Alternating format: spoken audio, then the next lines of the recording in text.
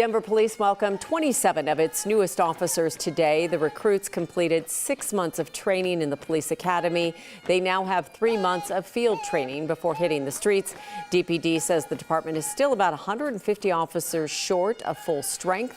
That's about 10% of staffing, which remains a concern given the increase in crime in the past few years. Of the 27 new officers, 16 were people of color, 10 women, and 1 was once an extremely accomplished athlete.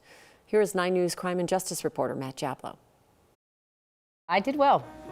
I did well for myself. For nearly 10 years. I turned pro in 2005 and I retired in 2013. Kelly Fisher Goodwin was one of the best female cyclists in the U.S., racing all over the world for some of the country's top bike racing teams. We won a lot of races. I had a great career. After stepping away from the sport to raise her 2 daughters, she's now back in uniform. Kelly Fisher Goodwin. And I'm very, very excited. This time, the navy blue of Denver police.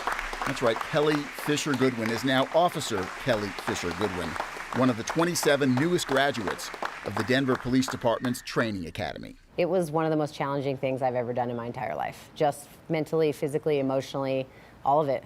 Fisher Goodwin says she made the decision to become a cop a few years ago, shortly after police killed George Floyd in Minneapolis.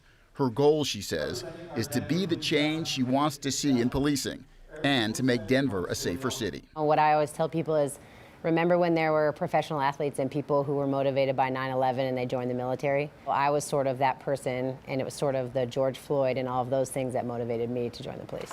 Fisher Goodwin says she hopes to become a detective one day and maybe move up to leadership in the department.